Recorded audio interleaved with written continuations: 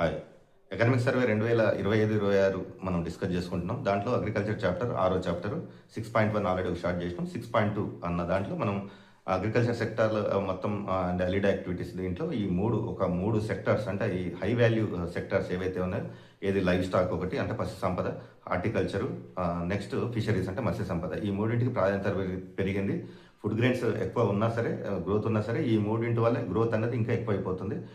ఈ మూడింటి వల్ల మనకి రెండు ప్రయోజనాలు ఉన్నాయన్నట్టు. ఒకటి గ్రామీణ ఉపాధి అంటే రూరల్ లైవ్లీవుడ్, ఇంకొకటి ఇన్కమ్ ఆపర్చునిటీస్ అంటే ఆదాయ అవకాశాలు.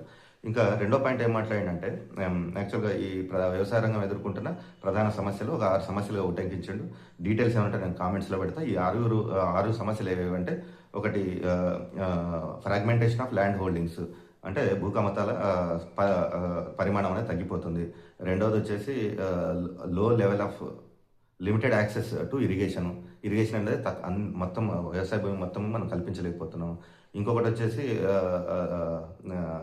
లో level of access to quality inputs అంటే ఈ వ్యవసాయానికి ఇన్పుట్స్ ఏవైతే ఉన్నాయో సీడ్స్ కానీ, తర్వాత ఎరువులు కానీ, క్రిమిసంహారక మందులు కానీ, ఈ క్వాలిటీ సీడ్స్కి క్వాలిటీ ఇన్పుట్స్కి మనకి తక్కువ యాక్సెస్ ఉంది అంటే అందుబాటులో రాలేకపోతున్నాయి. ఇంకా నెక్స్ట్ వచ్చేసి లో లెవెల్ ఆఫ్ ఇన్వెస్ట్మెంట్ అంటే పెట్టుబడులు తక్కువ ఉంటుంది. ఇంకొకటి లో లెవెల్ ఆఫ్ మెకనైజేషన్ యంత్రీకరణ కూడా చాలా తక్కువగా ఉంటుంది.